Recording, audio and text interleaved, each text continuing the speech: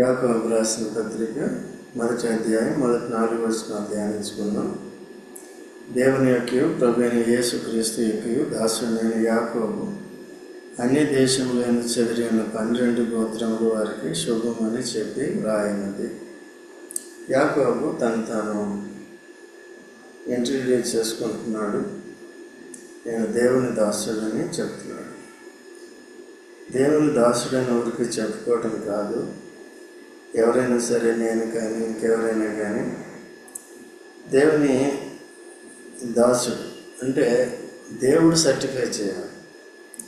ఇప్పుడు మోషేని దేవుడు సర్టిఫై చేశాడు, నా దాసుడు అని. తర్వాత యోబుని గురించి దేవుడు సర్టిఫై చేశాడు, నా దాసుడైన యోబు సంగతి తెలుసా నీకు అని సాతానికే చెప్తాడు దేవుడు. అట్లా చాలామంది మనమే సర్టిఫై, అది లోక సంబంధమైంది. మీరు ఎవరంటే నేను డైరెక్టర్ని, లేకపోతే అసిస్టెంట్ని, లేకపోతే సీఈఓను ఇదేదే చెప్పుకుంటారు. అది వాళ్ళ వరకు నడుస్తుంది, అది నిజమే కావచ్చు, వాళ్ళు దాంట్లో జాబ్ చేస్తున్నారు. అయితే ఇక్కడ దేవుని దాసులుగా ఉండాలంటే దైవ చిత్తాన్ని సంపూర్ణంగా నెరవేర్చేవారుగా ఉండాలి. సో ఆ విధంగా ప్రవక్తలు మనం చూస్తున్నాం. ప్రవక్తలు దేవుడు చెప్పింది చెప్పినట్టుగా చేశారు. ఏమాత్రం వారు తప్పు చెప్పినా, వేరుగా చేసినా వారికి వెంటనే శిక్ష పడేదన్నమాట. నేటి దినాల్లో కూడా దాసుడు, జిఎస్, గాడ్స్ సర్వెంట్ అని పెట్టుకోవటంలో చాలా అతిశయం అయిపోయింది. అట్లా లేకుండా సరైన ప్రత్యక్షత కలిగి, దీన మనసు కలిగి ఆ విధంగా సంఘాల యొక్క అవసరత, లేకపోతే సంఘాల్లో ఉన్న లోపాలు, లేకుంటే విశ్వాసంలో ఉన్న లోపాలను సరిదిద్దే రీతిగా దేవుని సేవకులు ఉండాలి. తాను ప్రవర్తించాలి. తాను దేవుని యొక్క దృష్టిలో యోగ్యునిగా ఉండే రీతిగా ఈ దినాల్లో ఉండాలి. అది చాలా ప్రాముఖ్యము. ఆ రీతిగా మనం ఉండాలి. అందుకనే ఎక్కడికైనా ట్రాన్స్ఫర్ అయినప్పుడు కానీ ఇట్లా జాగ్రత్తగా చూసుకోవాలి. వాళ్ళు దేవుని దాసులు సరిగ్గా లేనప్పుడు సంఘం అంతా కూడా దేవుని సన్నిధిని అనుభవించలేదు అన్నమాట. వాక్యాన్ని సరిగ్గా నేర్చుకోలేదు. సద్భక్తిలోకి సంఘం రాలేదు. లేక సత్యంలో నుండి సర్వసత్యంలోనికి క్రమక్రమంగా ప్రోగ్రెసివ్గా వెళ్ళలేమన్నమాట. సో అందుకనే ఇలాగా దేవుని దాసుడు అని చెప్పుకోవడం కాకుండా దేవుడు ఎవరినైతే ఆ రీతిగా సిద్ధపరుస్తాడో వాడు తప్పకుండా వాడు మాదిరిని చూపించే వారికి ఉంటారు.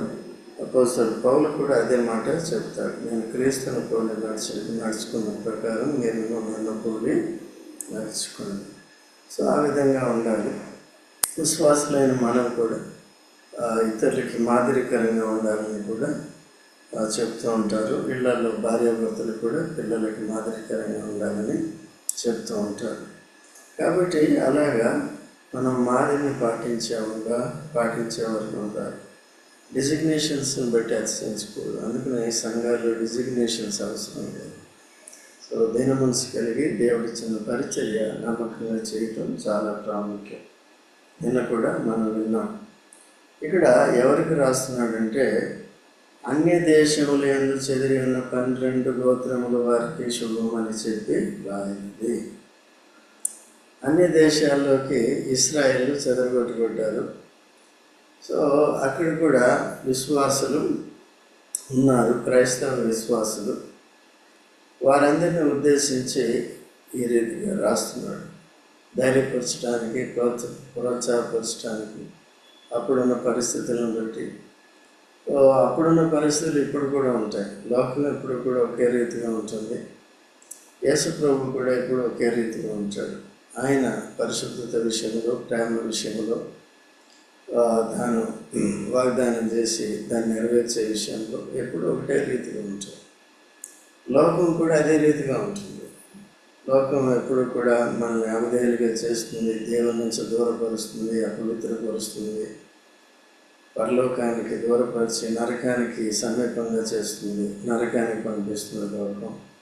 ఎందుకంటే లోకంలో ఉన్నది సాతాను, సో సంఘంలో ఉన్నది, పరలోకంలో ఉన్నది యేసుక్రీస్తు ప్రభు. కాబట్టి ఈ రీతిగా యేసు ప్రభుని మనము అనుసరించిన వారమైతే తప్పకుండా మనం పరలోకానికి వెళ్తాం. ఇక్కడ కూడా ప్రభుని మనం యేసు ప్రభుని సేవించే వరకు ఉంచాం. కాబట్టి చెదిరి ఉన్న వారి కొరకు కూడా ఉంది. కొన్ని సందర్భాల్లో మనం కూడా ఇటు చెదిరిపోయి వారికి సహవాసం లేకుండా, వాక్యం లేకుండా ఉంటున్న వారిని కూడా కొన్నిసార్లు గమనించాలి. అట్లా మనకు కూడా కొంతమందిని ఈ మధ్యలో కనెక్ట్ చేస్తున్నాడు. వారు కూడా తిరిగి ఎంతో ఆనందంగా ఉన్నారు ఆత్మీయ విషయంలో. అలాగా మనం జాగ్రత్తగా చూసుకోవాలి. తర్వాత ఇక్కడ 2వ వచనంలో, నా సహోదరులారా, మీ విశ్వాసములకు కలిగి పరీక్ష ఓర్పును పుట్టించునని ఎరగారు. ఎవరైనా నిజమైన విశ్వాసులు అంటే, నేను యేసు ప్రభువుని నమ్ముకున్నాను, మంచిది. అది యేసు ప్రభువుని నమ్ముకున్నాం, యేసు ప్రభు నా పాపాల గురించి చనిపోయి తిరిగి లేచాడని నమ్మాం, మంచిది. అది అయితే విశ్వసించిన తర్వాత విశ్వాసానికి పరీక్ష కలుగుతుంది. ఇక్కడ అబ్రహామును కూడా దేవుడు పిలిచాడు. పిలిచిన తర్వాత పరీక్ష కలిగింది. వచ్చాడు, షెకెముకు వచ్చాడు, దేవుని మాటకు లోబడి. దేవుడు లోబడి వెంటనే వాగ్దానం చేశాడు, నేను గొప్ప జనంగా చేస్తానన్నాడు. ఎవరు అసలు సంతానం లేనప్పుడు, శారా గుడ్రాలుగా ఉన్నప్పుడు చేశాడు. నిన్ను ఆశీర్వదిస్తానన్నాడు. నిన్ను ముట్టువాడు నా కనబిడ్డను ముట్టినవాడునని ఆ రీతిగా చేశాడంటే, నిన్ను ఆశీర్వదించేవారిని ఆశీర్వదిస్తాను, నేను శప్పించేవారిని నేను శప్పిస్తానని ఇటువంటి భద్రత ఇచ్చాడు. ఆ విధంగా వచ్చిన తర్వాత షెకెముకి నడిపించాడు దేవుడు. అక్కడికి వచ్చి దేవుని స్తుతించాడు, మంచిదే. అక్కడి నుంచి తన విశ్వాసం పరీక్షింపడినప్పుడు స్వబుద్ధిని ఆధారం చేసుకుని వెళ్ళిపోయాడు, దాటి వెళ్ళిపోయాడు. అక్కడే ఉండాలి షెకెములు. తిరిగి చివరికి సెటిల్ అయింది షెకెములు. ఏమైనా యాకోబు లాంటి వాడు కూడా షెకెములోనే స్థిరపడుతూ వచ్చారు. ఆ విధంగా సేవ చేయటానికి బేతేలుకు వెళుతూ వచ్చారు. అలాగా ఉండవలసింది. హాయికి బేతేలుకి మధ్యలో గుడారం వేసి అక్కడ మళ్ళీ బలిపీఠం కట్టాడు. అక్కడ ఆ బలిపీఠానికి దగ్గర చేసిన ప్రార్థనకి బలులు దేవునికి అంగీకారంగా లేవు. ఇక్కడ షెకెములో చేసిన అంగీకారంగా ఉన్నాయి. దేవుని స్తుతించాడు, బాగుంది. అంతే. సొంత బుద్ధిని ఆధారం చేసుకుని వెళ్ళిపోయినప్పుడు తన దగ్గర ఉన్న ఆస్తిపాస్తుల్ని ఆధారం చేసుకుని తీసుకెళ్ళిన కొంత సరుకులు ఉన్నాయి దగ్గర, దాన్ని ఆధారం చేసుకుని ఏం చేశాడంటే వెళ్ళిపోయి అటు బేతేల్లో లేడు, ఆ లోకం లేడు, మధ్యలో గుడారం వేసుకుని బలిపీఠం కట్టాడు. ప్రార్థన ఆలకింపడలేదు. కరువు వచ్చింది. తన దగ్గర ఉన్నదంతా ఆ స్టఫ్ అంతా ఎగ్జాస్ట్ అయిపోయింది, అంతా అయిపోయింది. ఇక్కడ పరీక్ష అన్నమాట. ఎందుకు కరువు వచ్చింది, ఎందుకు ఈ పరిస్థితులు వచ్చినాయంటే విశ్వాసానికి. విశ్వాసం అంటే దేవునికి విధేయత చూపించాలి. దేవుడు నేను నిన్ను నడిపిస్తాను, గొప్ప జనంగా చేస్తాను, ఇది చేస్తాను, అది చేస్తాను అని చెప్పినప్పుడు దానికే కట్టుబడి ఉండాలి. కానీ స్వబుద్ధిని ఆధారం చేసుకుని ఇటు వెళ్ళిపోతుంది. చివరికి లోకంలోకి వెళ్ళిపోయాడు, తప్పిపోయాడు, పరీక్షకు నిలబడలేకపోయాడు. దేవుడు నమ్మదగిన వాడు కనుక వారిద్దరినీ కూడా ఫరో అధికారం నుంచి తిరిగి తీసుకుని వచ్చాడు. వచ్చినప్పుడు తిరిగి కోల్పోయినంతటినీ కూడా, వారు కరువులో పోగొట్టుకున్నదంతటినీ కూడా దానికంటే ఎన్నో రెట్లు తిరిగి ఫరో దానికి ఆస్తినిచ్చి పంపించాడు. అటు లోతుకి కూడా ఇచ్చి పంపించాడు. చివరికి తన విశ్వాసంలో ఎప్పుడు నెగ్గాడంటే, అన్ని దేవుడు వాగ్దానాలు నెరవేర్చిన తర్వాత ప్రతి వాగ్దానంలో కూడా తొట్టిలతో వచ్చాడు అబ్రహాం. శారా తొట్టిలు, ఇద్దరు కలిసి తొట్టిలతో వచ్చారు. ఈవెన్ సంతాన విషయంలో కూడా ఆగర్ని చేసుకోవడం, ఆగర్ ద్వారా ఇస్మాయిల్ని కనడం, ఇవన్నీ కూడా దేవుని వాగ్దానానికి విరుద్ధమైనవి చేసినప్పుడు చివరికి ఈ పతనాల ద్వారా పాఠాలు నేర్చుకున్నారు. తర్వాత విశ్వాసంలో స్థిరపడ్డారు. ఫైనల్గా ఒక టెస్ట్ చేశాడు విశ్వాసానికి. అప్పుడు నీ ఏకైక కుమారుని, నేను ప్రేమించుతున్న నీ ఏకైక కుమారుని తీసుకొచ్చి నాకు చూపించే పర్వతం మీద బలిగా అర్పించంటే ఇక మారు మాట లేకుండా విశ్వాసంలో పరిపూర్ణుడయ్యాడు కనుక, ఆ విశ్వాసంలో పరిపూర్ణమైన విధేయత ఉంటుంది కనుక ఇక అక్కడ స్వార్థం కానీ, ప్రకృతి సంబంధమైన ప్రేమ కానీ ఏమీ ఉండదు. ఇక ఆత్మ సంబంధమైన ప్రేమ, దేవుడు చెప్పిందే ఏదైనా సావైనా రేవైనా దేవుడు చెప్పిందే చేయాలన్న గ్రహింపులోకి వచ్చాడు కనుక మారు మాట లేకుండా దాన్ని ఇస్సాకును కూడా ఆ రీతిగా సిద్ధపరుచుకున్నాడు, భక్తిలో పెంచుకున్నాడు కనుక తన కూడా విధేయుడై తను వెంబడించి వెళ్ళారు, పైకి వెళ్ళారు, కత్తి ఎత్తాడు, కట్టేసి ఇస్సాకుని. అక్కడ జరిగిన సంఘటనలన్నీ మనకు తెలుసు. ఇస్సాకు ఏమని ప్రశ్నించాడు, తర్వాత తానేం చెప్పాడు, ఇవన్నీ తెలుసు.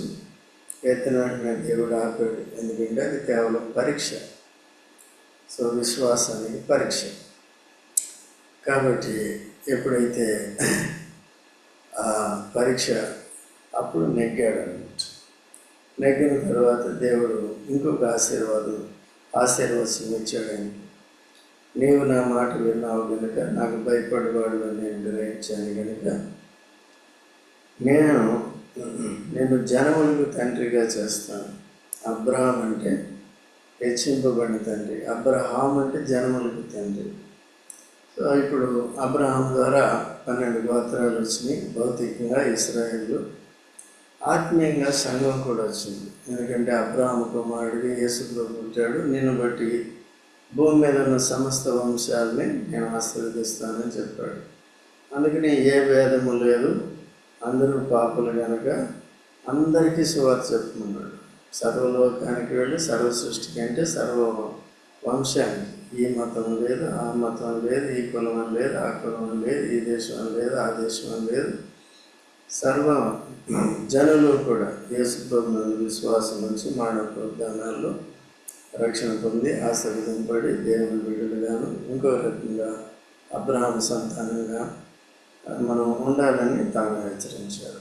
అట్లాగా జక్కయ్య కూడా మారు మనసు పొందినప్పుడు అబ్రహాం సంతానం, నేను అబ్రహాం సంతానాన్ని యేసు ప్రభువుగా చెప్పాడు. అలాగా లాజరు కూడా చనిపోయినప్పుడు పోయి అబ్రహాం రొమ్మున ఆనుకున్నట్టుగా మనం చూస్తున్నాం. అక్కడ నెమ్మది పొందుతున్నట్టుగా చెప్తున్నాం.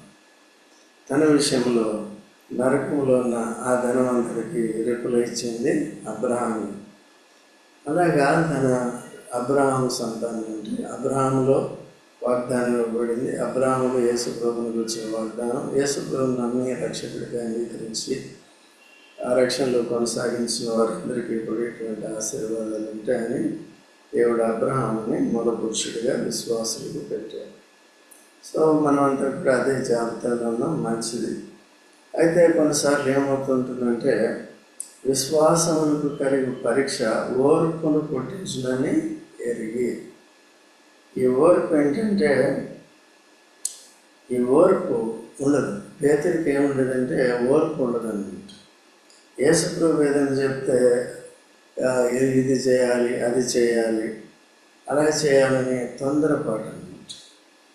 అలా కాదు. యేసు ప్రభు ఒకవేళ ఇది దూరమైన భారమైన ఏదైనప్పటికీ కూడా అదే చేస్తానని చెప్పాడు. దాంట్లో కొద్దిగా కష్టతరంగా ఉన్నప్పటికీ కూడా కష్టాల్లో ఓర్పు అనేది రావాలి. సో ఆ విధంగా విశ్వాసములకు కలుగు పరీక్ష ఓర్పును పుట్టిస్తుంది. కనుక విశ్వాసంలో మన విశ్వాసాన్ని పరీక్షించినప్పుడు ఓర్పును పుట్టిస్తుంది. మనం విశ్వాసానికి కలిగిన పరీక్షల్లో ఒకరిని చూసినప్పుడు, అంటే హేబేలు దగ్గర నుంచి ఉన్నారు, వాళ్ళంతా మరణం వరకు నమ్మకంగా ఉన్నారు.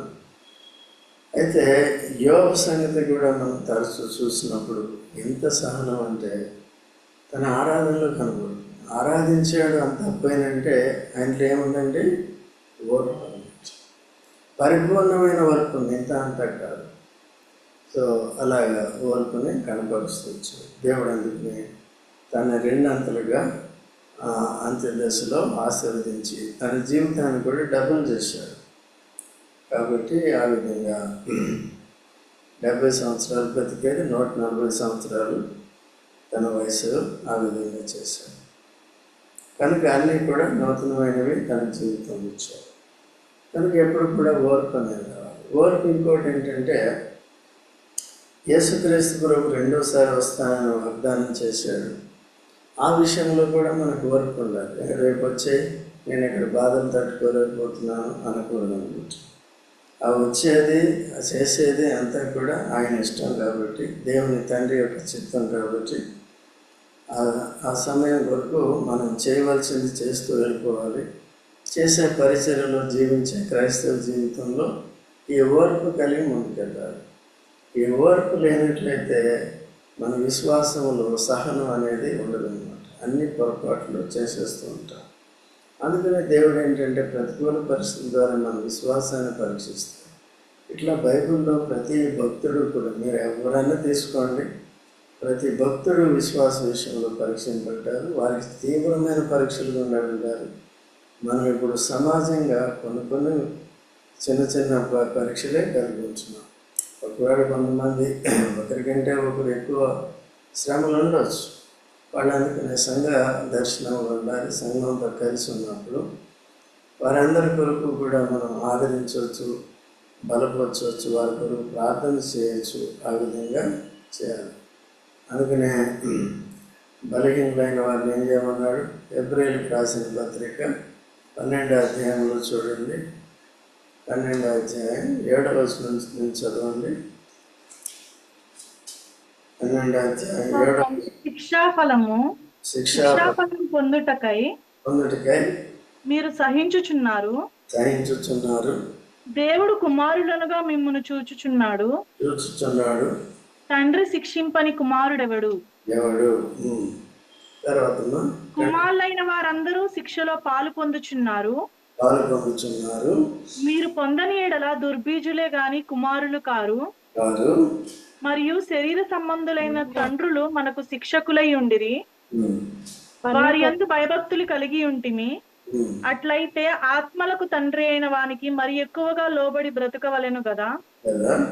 వారు కొన్ని దినముల మట్టుకు తమకిష్టము వచ్చినట్టు మనలను శిక్షించిరి గాని, మనము తన పరిశుద్ధతలో పాలు పొందవలనని మన మేలు కొరకే ఆయన శిక్షించుచున్నాడు. మరియు ప్రస్తుతమందు సమస్త శిక్షయు దుఃఖకరముగా కనబడునే గాని సంతోషకరముగా కనబడదు.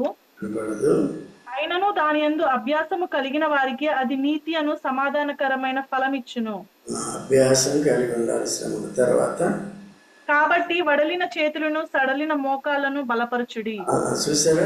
కాబట్టి అంటే ఈ పరీక్షా పరిశోధనలో వెళ్తున్నారు. సంఘము ఎవరైతే కొద్దిగా నీరసెళ్ళిపోతారో, ప్రార్థనా జీవితాన్ని కోల్పోతూ ఉంటారు, నిరుత్సాహపరిస్థితి గురవుతూ ఉంటారు, వారిని మిగిలిన వారందరూ కూడా ఏం చేయాలంటే, శోధన జయిస్తున్న వారంతా, ఓర్పు కలిగిన వారంతా కూడా ఇతరుల్ని మనం ప్రార్థించే రీతిగా ఉండేది నేర్చుకోవాలి. కనుక ఆ విధంగా జాగ్రత్తగా చూసుకోవాలి.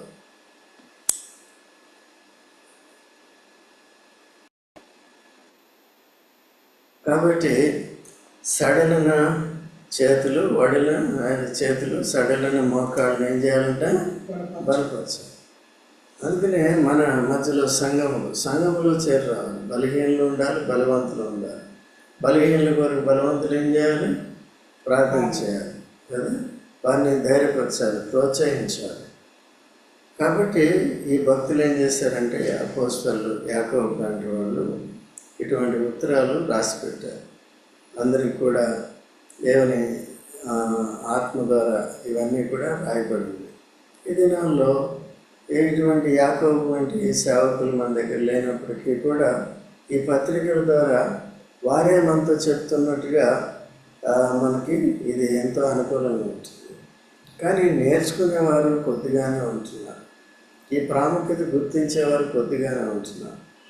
కనుక సంఘంతో కలిసేప్పుడు కూడా ఉండాలన్నమాట. అన్నీ బాగున్నప్పుడు మాత్రం దూరం అయిపోతాం. లేనప్పుడు ఏమవుతామంటే, ఒకేసారి కష్టం వచ్చినప్పుడు అప్పుడు సడన్గా పరిగెత్తుకుని వస్తే అప్పటికి సమయం మించిపోతుంది. అట్లా చేయకుండా ఎడతెక్కకుండా ముందుకు వెళ్ళాలి. ఎప్పుడైనా అత్యవసర పరిస్థితి ఉంటే పర్వాలేదు, కానీ మళ్ళీ అది అయిపోయిన వెంటనే మళ్ళీ సంఘాన్ని ఎప్పుడు కూడా గుర్తుపెట్టుకోవాలి. సహవాసాన్ని ఎప్పుడు కూడా గుర్తుపెట్టుకోవాలి. ఆ ప్రాముఖ్యతను గుర్తించే మేము ఈ ఆన్లైన్ అని, ఇవన్నీ కూడా ఆఫ్లైన్ అని, ఇవన్నీ కూడా అనుకోవి వీలైనంత వరకు అనుదినము కూడా దేవుని వాక్యం నేర్చుకునేటట్టుగా, విశ్వాసంలో స్థిరంగా ఉండేటట్టుగా, శ్రమలు కలిగినప్పుడు ఓర్చుకునేటట్టుగా ఉండేలాగా మనమంతా కూడా వాక్యం నేర్చుకోవడం జరుగుతుంది. చాలామంది నిర్లక్ష్యంగా ఉంటున్నారు కష్టమని. సో ఆత్మీయంగా వారు స్థిరపడలేరు, బలపడలేరు. సో విశ్వాసంలో ఓర్పు లేకుండా, క్రైస్తవ జీవితంలో ఓర్పు లేకుండా, శ్రమలు వచ్చినప్పుడు, ప్రతికూల పరిస్థితులు వచ్చినప్పుడు ఓర్పు లేకుండా ఉన్న వారు తర్వాత వారి ముగింపు ఎలా ఉంటుందో మనకు అర్థం కాదు. చాలా బలహీనంగా ఉంటారు, చివరికి తొలగిపోయే వారుగా కూడా ఉంటారు విశ్వాసంలో. అలా లేకుండా చాలా జాగ్రత్తగా ఉండాలి. విశ్వాసంలో కలిగి పరీక్ష ఓర్పును పుట్టించిన ఎరిగి మీరు నానా విధములైన శోధనలో పడినప్పుడు అది మహానందమని ఎంచుకున్నది. అది మహానందమని ఎంచుకోవాలి. ఇప్పుడు నానా విధములైన శోధనలో ఇది సాధ్యమైన అంటే ఆత్మానుసారమైన ఆలోచన కలిగి ఉంటే అది సాధ్యం. ఇప్పుడు ఉదాహరణకు పౌలు శీలాను చెరసాల్లో పెట్టారు అనుకోండి. వాళ్ళు ఏం చేశారు? వాళ్ళు కీర్తనలు పాడుతూ దేవుని స్తుతిస్తూ, సో వారి రక్షణ కొరకే వారు ప్రార్థన చేస్తారు. అలాగా ఆనందం అని. ఇంకా పేతురు ఏమంటాడు? అపోస్తలుల కార్యములు 5వ అధ్యాయం 40వ వచనం చదివితే, ఈ యేసుక్రీస్తు నామమును బట్టి వాళ్ళు దెబ్బలు కొట్టారు, అవి తిని మహానందం అని, ఈ నామం కొరకు శ్రమపడ్డ మహానందం అని ఎంచి వారు వెళ్ళిపోతూ వచ్చారు. కాబట్టి అలాగా ప్రభు పెట్టిన పరీక్షల్లో ఆనందంగా చూసుకోవాలి. ఎందుకంటే ఇది మనల్ని బాధకి, శ్రమకి, కరువుకి, నష్టాలకి అప్పగించాలని కాదు. కానీ కొంత సమయం ఏం చేస్తాడంటే, తగినంత సమయమే, మరి ఎక్కువ కాదు, కొంత సమయమే ఆ పరిస్థితుల నుండి తీసుకున్నారండి. సో ఆ సమయంలో కూడా మనల్ని ఆదరిస్తూ, ధైర్యపరుస్తూ, బలపరుస్తూ, ఓర్పును నేర్పిస్తాడు. సో ఇటువంటి సమయాల్లో దేవుడు నన్ను పరీక్షిస్తున్నాడు, నన్ను సిద్ధపరుస్తున్నాడని ఆనందించేవారుగా ఉంటాడు. నువ్వు చేసేవారంటే మమ్మల్ని కూడా మరి అట్లాగే సిద్ధపరుస్తూ వచ్చాడు. బాధలు లేకుండా, దరిద్రత లేకుండా, ఏమీ లేకుండా, మనుషులు ఎవరు దూషించకుండా, ద్వేషించకుండా, చెడ్డ మాటలు పలకుండా ఇంతవరకు లేము. అందుకని ఆ గ్రహింపు కలిగి ఉన్నప్పుడు జాగ్రత్తగా మనం ముందుకి సాగగలుగుతాం. ఎందుకు ఇవన్నీ అంటే, మీరు సంపూర్ణులను, అనునాంగులను, ఏ విషయంలోనైనా కొదువు లేని వారిని ఉండినట్లు ఓర్పు తన క్రియను కొనసాగింపనీయుడి. చూసారండి? నేను ఎందుకంటే ఈ విశ్వాసాన్ని పరీక్షిస్తుంది. సంపూర్ణులు, అనునాంగులు, ఏ విషయంలో అయినా కొదువు లేని వారిని ఉన్నట్లు ఓర్పు తన క్రియను ఏం చేయాలి? కొనసాగించాలి. సో ఓర్పు ద్వారా ఏమొస్తుందండి? విశ్వాసంలో సంపూర్ణం అవుతాం, అనునాంగులం అవుతాం, ఇంకేమవుతాం? ఏ విషయంలో కూడా అటువంటి వారు దేవుని సేవకి పనికొస్తారు. ఇతరులను ఆదరించడానికి, ఎట్టి పరిస్థితుల్లో, ఎట్టి శ్రమల్లో ఉన్న వారినైనా సరే ఆదరించడానికి యోగ్యులవుతారు. ఇకనే అపోస్తలుడైన పౌలు కూడా 2వ కొరింథీ 1వ అధ్యాయంలో కూడా 5వ వచనంలో కూడా చెప్తాడు, ఎట్టి శ్రమలో ఉన్న వారినైనా ఆదరించినట్లు ఆ శ్రమ ఎంతట్లోనూ దేవుడు మమ్మను ఆదరించను అంటాడు. 3వ వచనంలో సమస్త ఆదరణకు కర్త అయిన దేవుడు ఉంటాడు. అంటే దైవ చిత్తానుసారంగా విశ్వాసాన్ని కలిగే పరీక్షల్లో ఓర్పు కలిగినప్పుడు ఆ శ్రమంలో దేవుడు మనల్ని ఆదరిస్తాడు. లేదు మనం తప్పులు చేసినప్పుడు, సో దాని ద్వారా కూడా ఏం చేస్తాడంటే తిరిగి మనకి ఓర్పుతో కూడా విశ్వాసంలోనికి తీసుకొస్తాడు. ఏదో రకంగా ఇప్పుడు ఏంటంటే క్రైస్తవ జీవితంలో విశ్వాసం పరీక్షింపబడుతుంది కాబట్టి, పరీక్షా సమయాల్లో తప్పక బాధలు కలుగుతాయి కాబట్టి, శ్రమలు కలుగుతాయి కాబట్టి, అటువంటి సమయంలో ఓర్పు కలిగి, నిరీక్షణ కలిగి, దేవుని మీద ఆధారపడి ముందుకి విడుదల పొందే వరకు ఓర్పు కలిగి ఉండాలి. అలాగే దేవుడు మనల్ని సంపూర్ణంగా చేస్తాడు. ఆఖరికి ఒక మాట చూడండి, పేతురు అనుభవం అటువంటి అనుభవంలో వచ్చాడు. ఎటువంటి పూర్తిగా ప్రకృతి సంబంధి శరీరానుసారి ఎంతో తొందరపడే వ్యక్తి, యేసు ప్రభుకే సలహాలు చెప్పే వ్యక్తి. చూడండి ఇప్పుడు ఏమంటున్నాడు, 1 పేతురు 5వ అధ్యాయం 10వ వచనం చదవండి త్వరగా. తన నిత్య మహిమకు క్రీస్తునందు మిమ్మల్ని పిలిచిన సర్వకృపానిధి యగు దేవుడు కొంచెం కాలము మీరు శ్రమపడిన పిమ్మట తానే మిమ్మును పూర్ణులనుగా చేసి స్థిరపరిచి బలపరచును. చూసారండి, తానే కొంత సమయం. ఎక్కడి నుంచి వచ్చింది దీనికి అనుభవం? అనేకమైన పరీక్షా పరిశోధనలు గుండా వెళుతూ వచ్చారు. కాబట్టి ఈవెన్ సరసాల్లో కూడా పెట్టబడుతూ వచ్చారు. ఎంత ఓర్పు వచ్చిందంటే పేతురుకి చూడండి, పడుకుని నిద్రపోతాడు సైనికుల మధ్యన సరసాల్లో. అపోస్తలుల కార్యములు 12వ అధ్యాయం 7వ వచనంలో మీరు అందరూ చూడవచ్చు, 7 నుంచి. కాబట్టి పడుకుని నిద్రపోతాడు. దేవదూత వచ్చి మొద్దు నిద్ర అనమాట. రేపు చంపేస్తాడు అన్నప్పుడు ఎంత భయపడతారండి? నిద్రపడ్డ సామాన్యంగా ఆయన మొద్దు నిద్రలో ఉన్నాడు. దేవదూత వచ్చి తట్టే వరకు కూడా లేవలేదు. ఆ విధంగా ఏ సంఘం అయితే వారి కొరకు ప్రార్థిస్తుందో, పౌలు గొప్ప సేవకుడు, గొప్పవాడు అయినప్పటికీ కూడా తాను పరీక్షలు గుండా వెళ్ళినప్పుడు సంఘం ప్రార్థన చేయవలసిందే, సంఘం మీద తాను ఆధారపడవలసిందే, సంఘం తాను లక్ష్య పెట్టవలసిందే. ఇక్కడ ఎవరు అతీతులు కారు. సేవకుడు అని మాత్రాన ఆయనే ప్రార్థన చేయాలి, అట్లనే సంఘం అంతా కూడా చేయాలి. కాబట్టి ఆ విధంగా విడుదల అనేది పొందాలి. కనుక విశ్వాసానికి కలిగే పరీక్షలో మనం సంపూర్ణం అవడానికి ఓర్పు తన క్రియను కొనసాగింపు చేయాలి. ఆ విధంగా దేవుడు మనందరికీ సహాయపడినట్లుగా బలహీనుల కొరకు మనందరి ఆత్మీయ జీవితాలు కూడా పరీక్షల్లో నిలిచేటట్టుగా ప్రార్థన చేద్దాం. ప్రార్థనలోకి వెళ్దాం.